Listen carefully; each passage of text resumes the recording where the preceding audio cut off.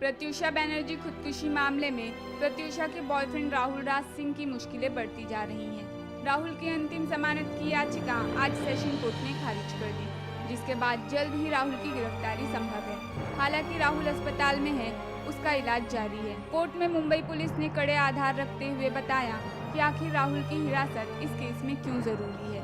Mumbai police ने कुल 15 अहम पॉइंट्स रखे, जिसमें सबसे अहम यह है कि इस पूरे मामले में राहुल की भूमिका संदिग्ध है, लिहाजा उसकी हिरासत में पूछताछ जरूरी है। गवाहों से पता चला है कि राहुल प्रत्युषा को मारता पीटता था, जो जानना जरूरी है। राहुल प्रत्युषा के क्रेडिट डेबिट कार्ड का इस्तेमाल करता था, जो जांच में ही साफ हो पाएगा। प्रत्युषा के शव को कोकिलाबेन अस्पताल छोड़ने के बाद आरोपी राहुल गिरफ्तारी के डर से फरार हो गया था। अगर उसने कुछ नहीं किया तो भागा क्यों, ये जानना जरूरी है।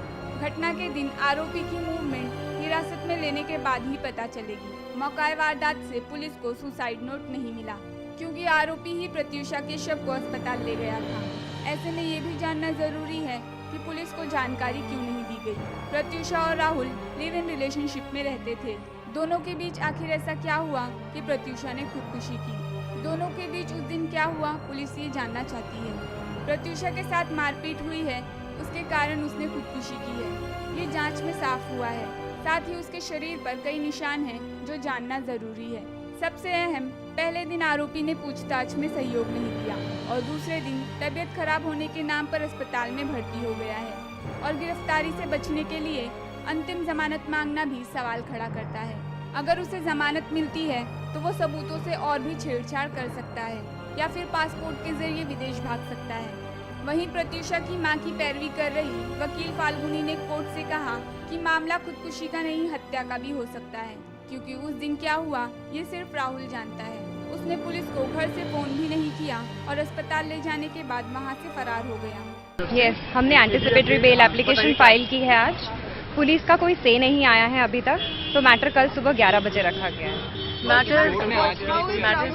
मैटर इज सब जुडिस before the court, so I can not comment. हालांकि राहुल के वकील ने मेडिकल ग्राउंड और जांच में पूरा सहयोग करने की बात कही थी। साथ ही सवाल भी खड़े किए थे कि राहुल पर मामला घटना के 4 दिन बाद मां के बयान पर दर्ज किया गया, लेकिन कोर्ट ने पुलिस के तथ्यों को सही माना और राहुल की याचिका खारिज कर दी, जिसके बाद राहुल के वकील हाईकोर्ट का रुख कर सकते हैं। वहीं पुलिस राहुल को गिरफ्तार करने की पूरी तैयारी कर रही है।